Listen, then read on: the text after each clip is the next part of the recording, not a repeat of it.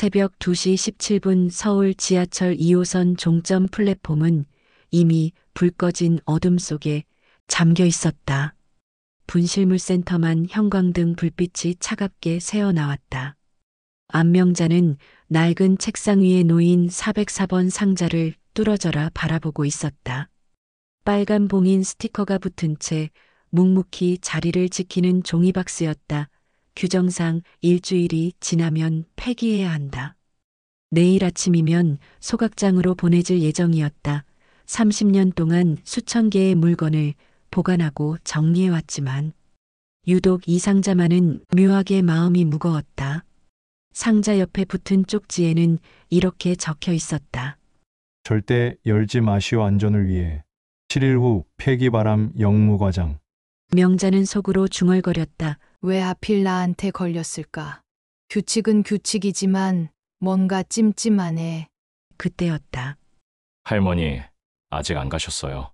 등 뒤에서 들려온 목소리에 명자가 흠칫 놀라 돌아봤다. 이 시간에 있을 리 없는 젊은 남자가 문 앞에 서 있었다. 허름한 외투에 지친 기색이 역력했지만 눈빛만큼은 이상하게 날카롭고 간절했다. 자네는 누구요? 막차는 이미 끊겼는데. 저는 제 물건을 찾으러 왔습니다. 며칠 전에 잃어버린 게 있어서요. 남자의 시선은 곧장 404번 상자에 꽂혔다. 순간 명자의 심장이 덜컥 내려앉았다.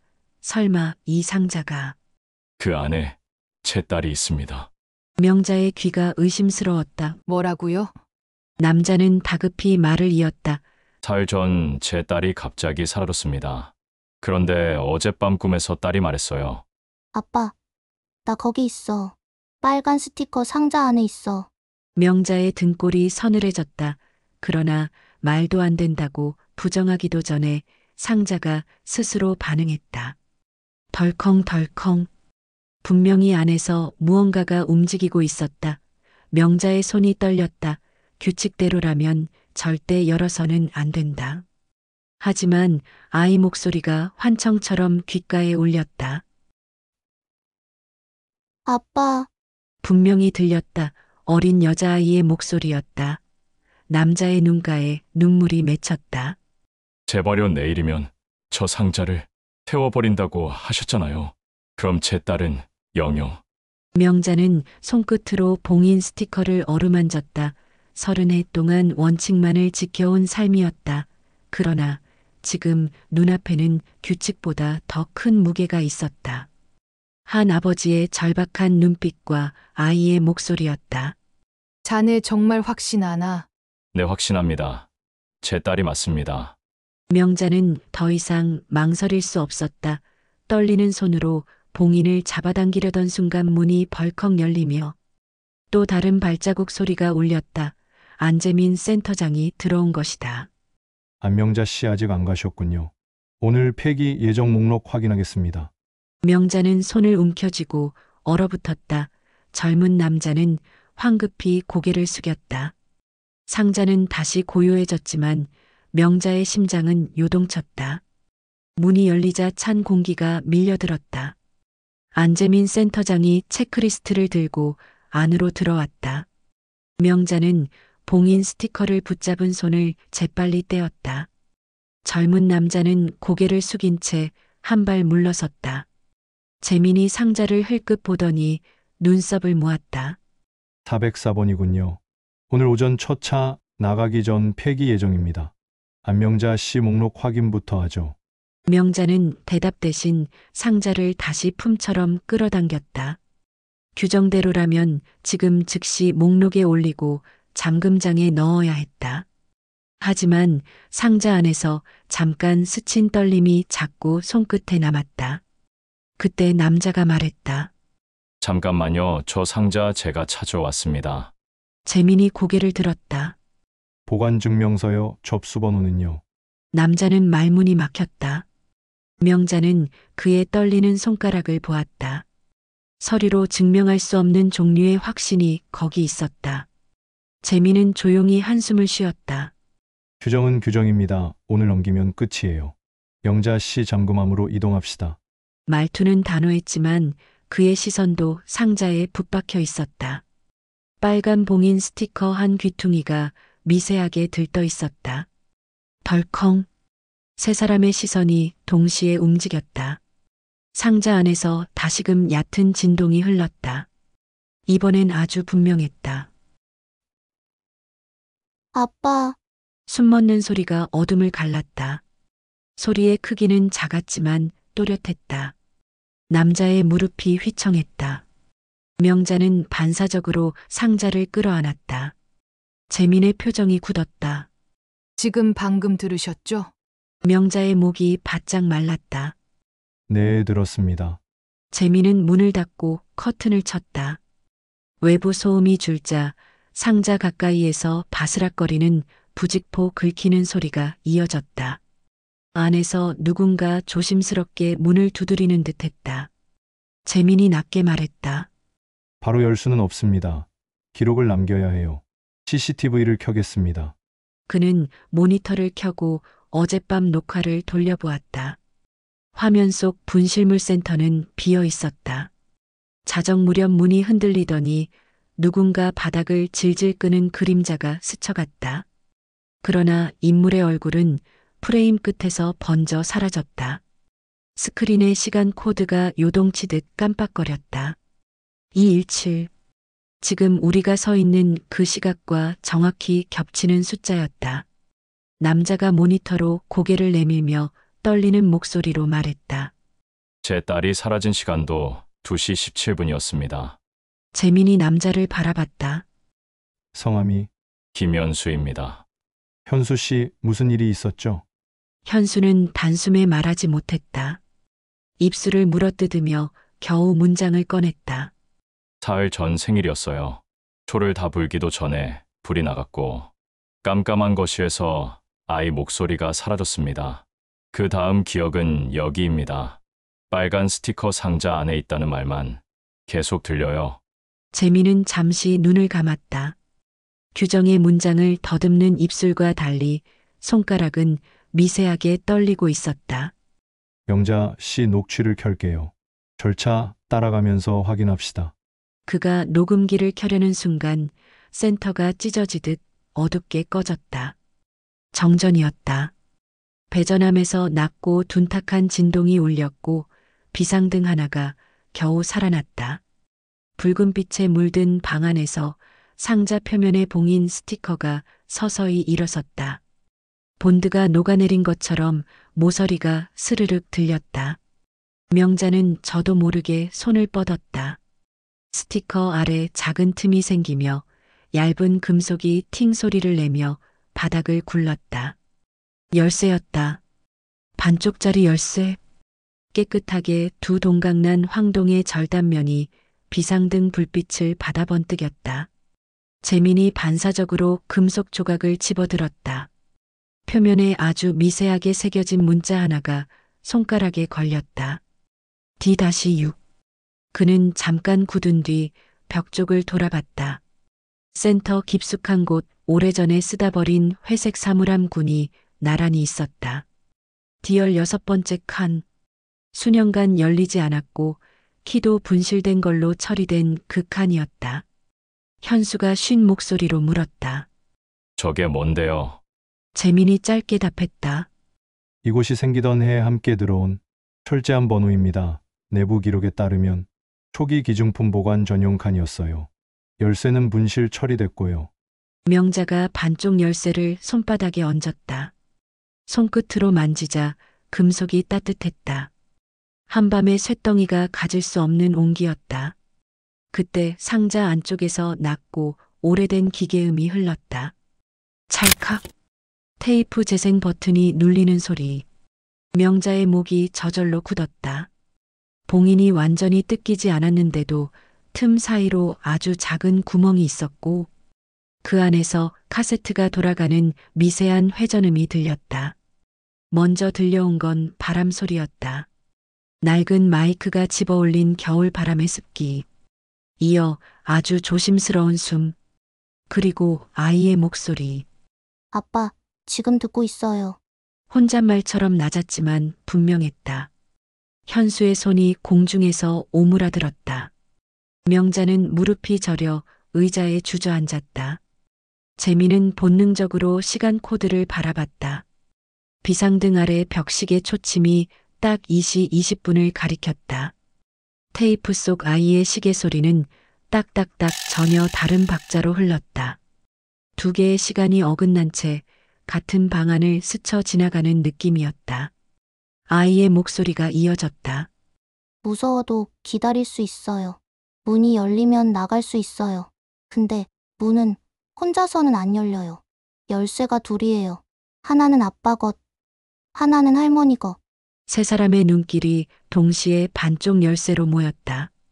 할머니라는 단어에 명자의 심장이 뜨겁게 뛰었다. 분실물센터의 할머니. 서류 대신 사람을 먼저 챙긴다고 동료들이 놀리던 그 별명. 재민이 결심한 듯 말했다. 절차를 바꾸겠습니다. 기록을 남기되 지금 여기서 확인하죠. 그는 잠금장 열쇠 꾸러미를 들고 사물함 앞으로 걸었다. 디얼 6번째 칸은 금세 눈에 띄었다. 페인트가 벗겨져 철의 진액이 배어나온 오래된 문짝. 자물쇠는 해가 바뀔 때마다 칠해둔 붉은 봉인 페인트가 굳어 두꺼운 껍질처럼 달라붙어 있었다. 반쪽 열쇠는 그대로 들어가지 않았다. 당연했다. 재민이 고개를 돌렸다. 현수 씨 혹시 아이가 남긴 물건이 있습니까? 반쪽이나 표식 같은 거. 현수는 허둥지둥 주머니를 뒤졌다. 빈손이었다. 그는 고개를 숙이며 움찔거렸다. 제가 마지막으로 들은 말은 이것뿐이에요. 빨간 상자 시간 전등. 빨간 상자, 시간, 전등. 명자의 시선이 비상등으로 갔다. 불빛 아래 사물함 줄이 붉게 물들어 길처럼 이어졌다. 붉은 선의 끝에 낡은 계량기 박스가 있었다. 문틈 사이에서 먼지가 바람에 밀려나오는 모습이 보였다. 명자가 손전등을 들고 다가갔다. 계량기 박스를 열자 내부에 작은 홈이 파여 있었다. 테이프 케이스 크기의 오목한 홈. 그리고 그 안에 누군가 오래전에 남겨둔 얇은 금속판이 있었다. 금속판엔 같은 글자가 새겨져 있었다. D-6. 아래쪽엔 낯익은 피랍으로 짧은 문장. 열쇠는 항상 둘이 되어 문을 연다. 명자는 금속판을 들어 올렸다. 뒷면에 얇은 칼집 같은 틈이 있었고 거기에서 반쪽 열쇠 형상의 그림자가 딱 맞게 겹쳤다. 그녀는 손끝으로 밀어보았다. 스르르. 금속판이 두 겹으로 벌어지면서 그 속에서 또 하나의 반쪽 열쇠가 미끄러져 나왔다. 현수가 숨을 삼켰다. 재민이 두 조각을 맞댔다. 딱! 잘린 절단면이 빈틈없이 결합했다. 열쇠는 더 이상 반쪽이 아니었다. 작은 금속이 방 안의 온도를 바꾸듯 묵직한 존재감을 뿜어냈다. 그때 상자 속 아이의 목소리가 마지막 문장을 남겼다. 아빠 불 켜지면 열어줘요. 둘이 같이. 딱 하고 테이프가 멈췄다. 비상등이 꺼지더니 전등이 동시에 켜졌다. 형광등의 흰빛이 방을 환하게 쓸었다. 세 사람은 말없이 서로를 보았다. 재민이 완전한 열쇠를 움켜쥔 채 고개를 끄덕였다. 명자는 천천히 404번 상자 앞으로 걸어갔다. 현수는 울음인지 숨인지 모를 떨림을 삼키며 바로 옆에 섰다. 봉인 스티커는 이미 기능을 잃은 채 힘없이 매달려 있었다. 명자는 재민의 손을 잡았다. 규정이 사람을 지키는 날도 있지요. 하지만 오늘은 사람이 규정을 지켜야 합니다. 세 사람의 손이 동시에 상자 뚜껑으로 향했다. 철심이 끼익하고 울었다. 뚜껑이 한 뼘 열리려는 순간 안쪽 어둠 속에서 아주 작은 손등이 빛에 찍혀 올라왔다. 뚜껑이 한 뼘 열리자 숨막히는 정적이 흘렀다. 안쪽에서 나온 건 살결이 아니었다. 희미하게 빛나는 투명한 손 모양. 공기 속에서 형체를 가진 듯 흔들렸다. 현수는 본능적으로 손을 잡으려 했지만 허공을 움켜쥐었을 뿐이었다. 순간 상자 안에서 카세트 테이프가 튀어나왔다. 검게 낡은 플라스틱 껍질에 연한 분필 자국 같은 글씨가 적혀 있었다. 1985. 재민의 심장이 철렁 내려앉았다. 그는 손가락 끝으로 그 숫자를 짚었다. 그해 겨울 자신이 보육원에서 사라졌던 기억의 공백과 겹쳤다. 테이프가 데크도 없이 저절로 돌아가기 시작했다. 찰칵 치지직. 잡음 뒤로 소녀의 목소리가 흘렀다. 준우야, 잘 듣고 있니, 언니야. 내일 멀리 가게 돼. 그러니까 오늘 밤 마지막으로 말할게. 사람은 물건처럼 버려지지 않아. 기억 속에서만 사라질 뿐이야. 나중에 다시 만나게 될 거야, 반드시. 명자의 눈이 휘둥그레졌다. 재민은 온몸이 굳은 채 한 단어를 속삭였다. 누나, 현수는 혼란스러웠다. 누나라니, 이건 제 딸의 목소리 아닌데요. 재민은 목소리를 떨며 말했다. 아닙니다. 제가 아는 목소리입니다. 어린 시절 제 이름은 준우였어요. 그 이름을 이렇게 부른 사람은 단 한 명뿐입니다. 보육원에서 함께 지내던 소녀 안지은. 명자는 손등으로 땀을 닦았다. 그녀가 분실물센터에 처음 발령받았던 해가 바로 1985년이었다. 서류 뭉치 속에 한 번도 주인을 찾지 못한 테이프 묶음이 들어온 기록이 떠올랐다. 그중 일부는 발신자도 수신자도 없었고 단지 분실물 번호만 찍혀 있었다. 현수가 테이프를 응시했다. 그러면 이건 도대체 제 아이와 무슨 관련이 있죠? 명자는 낮게 대답했다.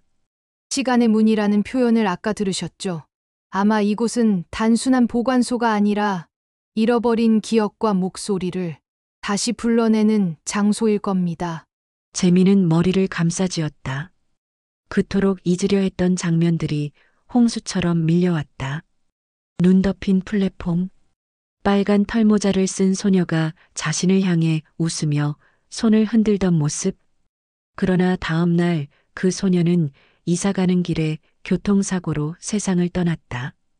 그때부터 기억이 끊겼고 이름도 바뀌었다. 안재민. 그러나 테이프 속 소녀는 분명 그때의 언니였다. 소리는 계속 이어졌다. 준우야, 혹시 나중에 내 목소리를 듣게 된다면 열쇠를 찾아 D-6을 열어. 거기서 우리 엄마 편지를 받을 거야. 그 편지는 너를 위한 것이자 나를 위한 것이고 또 다른 누군가의 길을 밝힐 거야. 뚜껑이 갑자기 덮였다. 바람도 없는데 종이박스가 스스로 닫히며 봉인 스티커 조각이 다시 달라붙었다. 현수가 상자를 붙잡으며 소리쳤다. 안 돼, 열어야 해요. 내 딸이 거기 있다고요. 재민이 그의 어깨를 잡았다. 잠깐만요. 지금은 억지로 열 수 없습니다. 테이프가 우리에게 순서를 알려주고 있습니다. 명자는 빠르게 사물함 쪽으로 걸어갔다. D-6. 새로 맞춘 열쇠를 자물쇠에 꽂자 삐걱 소리와 함께 무거운 문이 열렸다. 안쪽은 텅 비어 있었다. 그러나 벽면에 붙은 작은 봉투 하나가 눈에 띄었다. 빛바랜 봉투에는 연필로 쓴 글씨가 남아 있었다. 안준우 보호자 귀하. 재민의 손이 얼어붙었다. 봉투를 열자 누렇게 바랜 편지지가 접힌 채 들어 있었다. 그리고 손글씨로 빼곡히 써내려간 문장. 준호야, 엄마가 널 찾고 있어. 너를 잃고 나서야 깨달았어. 물건보다 사람이 먼저라는 걸. 나는 매일 이곳으로 편지를 보낼 거야. 너를 찾을 때까지 혹은 찾은 후에도 너 어디에 있든 어떤 모습이든 엄마는 널 사랑한다. 재민의 시야가 흔들렸다. 목소리와 글씨와 기억이 한꺼번에 겹쳐 들어왔다. 그는 처음으로 큰 소리로 중얼거렸다. 엄마, 현수의 눈에서도 눈물이 흘렀다. 그는 비틀거리며 의자에 주저앉았다. 아내를 잃고 딸마저 잃은 절망 속에서 버텨온 지난 날들이 겹쳐졌다. 그러나 지금 눈앞에서 재민이 무너져 내리는 모습은 자신의 아픔과 너무나 닮아 있었다. 명자는 두 남자를 번갈아 바라봤다. 한 사람은 엄마를 찾는 아들, 한 사람은 딸을 찾는 아버지, 그리고 자신은 30년간 분실물만 지켜오다 사람의 목소리를 처음 품은 증인. 편지 끝에는 짧은 추신이 있었다. 분실물센터 아주머니께 제 아들을 지켜주셔서 감사합니다. 당신도 누군가의 소중한 사람일 겁니다. 혼자서 짐을 지지 말고 때로는 기대어도 괜찮습니다. 명자의 손이 떨렸다. 누구에게도 들킨 적 없는 자기 삶의 허기가 정확히 짚여 있었다. 눈시울이 붉어졌다. 재미는 편지를 가슴에 끌어안았다. 현수는 떨리는 목소리로 속삭였다. 이건 분명 신호입니다. 내 딸도 아직 어딘가에서 기다리고 있다는. 명자는 고개를 끄덕였다. 그리고 결심하듯 입을 열었다. 오늘 밤이 끝나기 전에 이 상자를 다시 열어야 합니다. 규칙은 여기서 끝입니다. 사람을 지키는 게 먼저니까요. 밤은 더 깊었다. 분실물 센터의 시계는 새벽 3시를 지나고 있었다. 재미는 엄마 편지를 조심히 봉투에 넣어 가슴 주머니에 넣었다. 현수는 상자 앞에서 두 손을 모았다. 명자는 비상등 스위치를 확인하고 전력 차단 표식을 잠시 뒤집었다. 오늘 끝내요. 명자의 목소리는 결심으로 단단했다. 상자는 잠깐 숨을 멈춘 것처럼 고요했다. 그러나 귀를 대면 아주 미세한 회전음이 여전히 들렸다. 테이프가 끝을 더듬는 소리. 재민이 완성된 열쇠를 꺼냈다. D-6에서 찾은 반쪽과 상자에서 떨어진 반쪽이 정확히 맞물려 있었다. 그는 한 번 더 힘을 주어 눌러 결합부를 고정했다. 금속이 낮게 울렸다. 마치 안쪽에서 누군가 응답하는 듯한 미세한 공명. 현수는 속삭였다. 서연아 들리니? 아빠 왔어. 대답은 없었다. 대신 천장 스피커에서 아주 옅은 안내음이 흘렀다. 막차가 종료되었습니다. 안전선 밖으로 이동해 주십시오. 패전 방송이 끝나며 플랫폼 쪽 조명이 한 칸씩 낮아졌다. 명자는 셔터를 올리고 세 사람을 이끌었다. 문 밖으로 나서자 차가운 지하의 냄새가 밀려왔다. 역은 비어 있었다. 형광등이 줄마다 깜빡이며 깊은 터널 입구로 시선을 끌었다. 플랫폼 끝 보수문 앞에 오래된 금속 표식이 박혀 있었다. 시간의 문. 페인트가 벗겨져 겨우 읽을 수 있는 글자. 누군가 일부러 덧칠하고 지워낸 듯 흔적이 얼룩져 있었다. 여기였군요.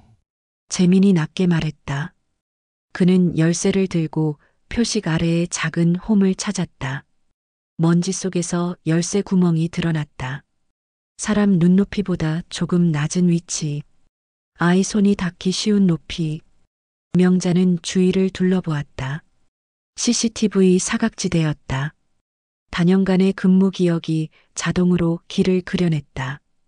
여긴 기록이 비어 있었지. 새벽에만 조도가 떨어지고 카메라가 꺼졌다. 누가 만든 공백일까? 시스템인가? 사람이었을까? 재민이 열쇠를 꽂았다. 탁 하고 걸리는 감각. 그는 깊게 숨을 들이마시고 천천히 돌렸다. 처음엔 미동이 없었다. 한 번 더 돌렸다. 이빨이 맞물리며 금속 안쪽에서 연쇄적으로 레칫이 움직였다. 칙칵 칙칵 칙. 오래된 시계가 다시 걷는 소리와 닮아 있었다. 문이 열리지 않았다. 대신 발밑에서 아주 약한 진동이 올라왔다. 플랫폼 아래에서 공기가 흔들리는 느낌. 명자가 손전등을 비추자 바닥 타일 틈 사이에 가느다란 선이 드러났다. 사각형 윤곽이 미세하게 떨리고 있었다. 바닥이군요. 재민이 무릎을 꿇고 손을 대자 타일이 미끄러지듯 밀렸다. 짓눌려 있던 먼지가 한 줄기로 흩어졌다. 낮은 계단이 아래로 이어졌다. 차가운 공기가 휙 끌어올라와 세 사람의 얼굴을 스쳤다. 현수는 본능적으로 뒤를 돌아봤다. 텅 빈 역 사인만 깜빡였다. 그는 계단 아래를 내려다봤다. 어둠 끝에서 바람과 함께 아이 웃음이 한 톤 흘렀다. 너무 짧아 환청 같았지만 그는 그 웃음을 뼛속까지 알고 있었다. 명자가 먼저 내려갔다. 손전등원이 원형 터널 벽을 훑었다. 축축한 콘크리트 사이사이에 오래된 포스터 조각들이 붙어 있었다. 분실물 안내, 유실물 회수 절차, 그리고 손으로 그린 듯한 화살표, 모두 한 방향을 가리키고 있었다. 터널 끝에 또 하나의 문이 있었다. 둥근 유리창이 달린 금속문. 창 너머로 앙상한 선반과 사물함이 한가득 보였다. 모두 같은 번호표. D-6. 명자는 문손잡이를 잡았다. 잠겨 있었다. 재민이 열쇠를 내밀었다. 그러나 구멍이 달랐다. 열쇠 모양은 맞지만 홈이 반대로 파여 있었다. 한쪽에서만은 열리지 않는 구조. 2개의 열쇠가 필요하다는 아이의 말이 머릿속을 스쳤다. 할머니와 아빠, 명자가 중얼거렸다. 그녀는 상자 뚜껑에서 떨어졌던 봉인 스티커 조각을 떠올렸다. 조각 뒷면에 아주 작은 금속편이 붙어 있었다. 평소 같으면 즉시 폐기했을 부품. 그녀는 재민의 열쇠 옆 홈에 그 조각을 겹쳤다. 홈이 완성되었다. 2개가 하나를 이루는 소리. 딱! 문이 열리며 차가운 공기가 밀려나왔다. 안은 작은 박물관 같았다. 번호표가 붙은 상자와 테이프 케이스가 벽을 가득 채웠다. 라벨에는 연도와 시간 그리고 한 줄의 단어가 적혀 있었다. 목소리.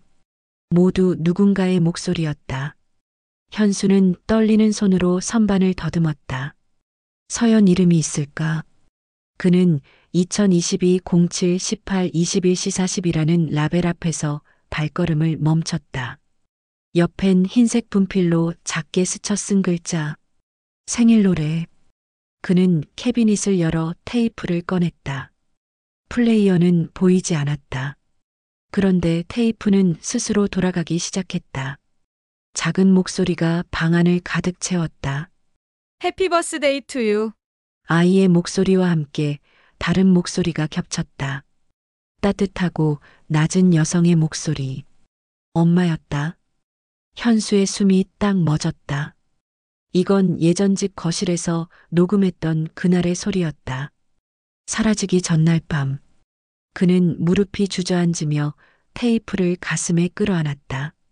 그때 천장 스피커가 지직거렸다. 외부 방송이 아닌 내부 시스템의 낮은 톤. 시간 경계가 임박했습니다. 반환 절차를 시작하세요.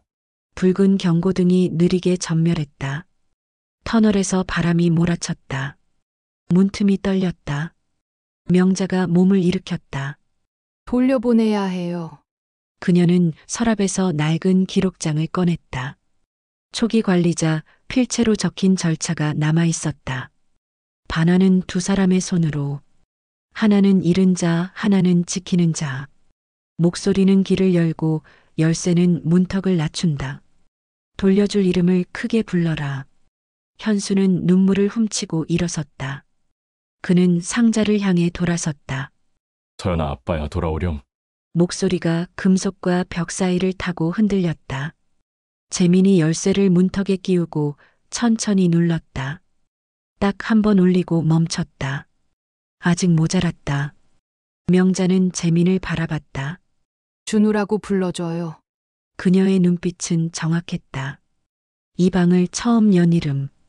이 문이 기다려온 이름. 재민은 깊게 숨을 들이마셨다. 나는 준우다. 그리고 엄마에게로 길을 돌아가고 싶다. 그의 선언이 공기를 바꿨다. 경고등 깜빡임이 빨라졌다가 서서히 잦아들었다. 문이 안쪽으로 한 뼘 밀렸다. 바닥 틈에서 얇은 빛이 새었다. 기차가 들어오는 듯한 규칙적인 진동. 멀리서 소녀가 뛰어오는 발소리. 현수의 손등에 소름이 돋았다. 서연의 발소리였다. 집 복도에서 양말 신고 뛰던 그 리듬 그대로. 문이 더 열렸다. 찬바람이 한번 크게 휘몰아쳤다. 함께 켜놓은 테이프들이 일제히 끝으로 감기며 딱 소리를 냈다. 그리고 정적. 아빠, 이번엔 허공이 아니었다. 문턱 너머에서 분명히 울렸다. 울먹임이 섞이지 않은 또렷한 부름. 현수는 한 걸음 나아갔다. 그러나 명자가 팔을 잡아 멈췄다. 마지막 절차. 명자는 기록장의 마지막 줄을 더듬어 읽었다. 손을 잡지 말 거. 목소리로 먼저 연결할 거. 잡아당기면 길이 끊어진다. 현수는 떨리는 숨을 가다듬었다. 그는 두 손을 가슴 높이 들어 보였다. 서연아, 여기 있어. 아빠 여기 있어. 문틈의 빛이 일렁이며 형태를 만들었다. 작은 어깨, 작은 턱선, 그리고 손등의 작은 점. 현수의 시야가 물처럼 흔들렸다. 그때 터널 위쪽에서 전광판이 켜졌다. 2시 17분. 숫자가 역광처럼 빛났다. 분실이 시작된 시간. 모든 것이 다시 시작되는 분. 재민이 열쇠를 마지막으로 눌렀다. 문이 완전히 열렸다. 찬 공기가 터널에서 폭포처럼 쏟아졌다. 빗속에서 작은 손이 천천히 들렸다. 그리고 세 사람을 향해 다가왔다. 손이 문턱을 넘어오자 공기 전체가 울렸다. 투명하던 빛이 점차 살결을 입고 온기를 띄었다. 작은 어깨와 얼굴이 드러났다. 검은 머리칼이 흩날리며 빗속에서 서연이 걸어 나왔다. 현수의 눈에서 눈물이 터졌다. 아빠, 서연의 목소리가 귓가를 꽉 채웠다. 현수는 본능적으로 손을 뻗었지만 명자의 경고가 떠올라 멈췄다. 그는 대신 온몸을 떨며 말했다. 서연아, 아빠 여기 있어. 너무 늦어서 미안해. 서연은 고개를 갸웃하며 웃었다. 괜찮아. 엄마랑 같이 있었어. 엄마가 말했어. 아빠 곧 올 거라고. 순간 방 안의 공기가 다시 흔들렸다. 또 하나의 형체가 빗속에서 걸어 나왔다. 따뜻한 미소를 머금은 젊은 여인. 현수의 아내였다. 세상에 떠난 지 10년. 그러나 지금 분명 눈앞에 있었다. 현수는 숨이 멎은 듯 굳어섰다. 여인은 다가와 아이의 어깨를 감싸고 조용히 말했다. 당신 많이 힘들었지. 이제 그만 놓아줘. 아이를 붙잡으려는 마음 말고 같이 살아가려는 마음을 주면 돼. 현수의 무릎이 바닥에 꺾였다. 그는 손으로 얼굴을 감싸며 울부짖었다. 그동안의 고통과 죄책감이 한꺼번에 쏟아졌다. 그러나 아내의 목소리는 따뜻한 손길처럼 그 울음을 덮었다. 명자는 눈앞의 광경을 보며 속으로 중얼거렸다. 사람은 버려지지 않는다. 기억 속에서만 길을 잃을 뿐이다. 그녀의 가슴 깊숙이 누군가 남겨둔 편지의 문장이 다시 살아났다.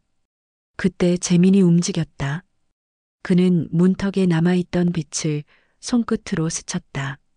순간 소녀의 목소리가 겹쳐 들렸다. 준우야, 잊지 않았구나. 재민의 눈이 커졌다. 지은 언니의 목소리였다.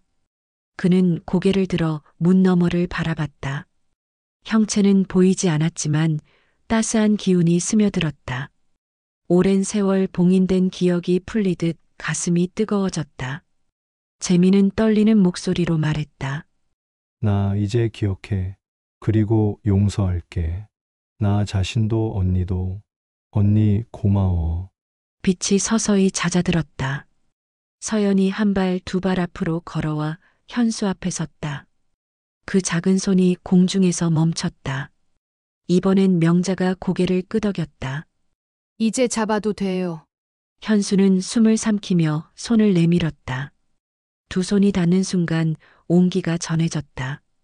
피부의 감촉이 분명했다. 현수는 오열했다. 그는 아이를 안아 올렸다. 가벼운 체중이 어깨에 얹히며 현실이 되었다. 경고등이 모두 꺼졌다. 터널의 바람이 잦아들고 방 안의 테이프가 하나둘 멈췄다. 남은 건 조용한 심장 박동 같은 울림뿐이었다. 서연은 아버지 품에서 속삭였다. 아빠 이제 울지 마. 우리 다시 만났으니까. 그리고 엄마 말대로 웃으면서 살아야 해. 현수는 고개를 끄덕이며 아이의 등을 토닥였다. 눈물이 여전히 흐르고 있었지만 그 눈물은 처음으로 가벼웠다. 명자는 벽시계를 바라봤다. 2시 17분. 여전히 같은 숫자. 그러나 이번에는 멈춰 있지 않았다. 초침이 앞으로 나아가고 있었다. 시간이 다시 흐르고 있었다. 재미는 편지를 가슴에 꼭 쥐며 속삭였다. 엄마, 저도 살아갈게요. 기억 안에서가 아니라 지금 이 자리에서. 명자는 서랍을 닫으며 작은 미소를 지었다. 30년 동안 지켜온 규칙보다 오늘 단 한 번의 선택이 더 큰 의미를 가졌다. 분실물이 아니라 돌아온 목소리. 그리고 되찾은 사람들. 세 사람은 함께 터널을 나섰다. 플랫폼 위로 올라왔을 때 동쪽 하늘이 희미하게 밝아지고 있었다. 새벽 첫 기차가 들어오는 소리가 멀리서 들렸다. 차갑던 공기가 서서히 따뜻해졌다. 현수는 아이를 안은 채 웃었다. 재미는 곁에서 고개를 들어 새벽빛을 바라봤다. 명자는 긴 한숨을 내쉬며 마지막 기록장을 덮었다. 오늘의 사건은 공식 문서에 남지 않겠지. 그러나 세 사람의 가슴엔 지워지지 않을 진실이 새겨졌다. 기차가 플랫폼에 멈췄다. 문이 열리며 따뜻한 바람이 불어왔다. 세 사람은 서로를 바라보았다. 그리고 함께 발을 내디뎠다. 다시는 잃어버리지 않으리라는 마음으로.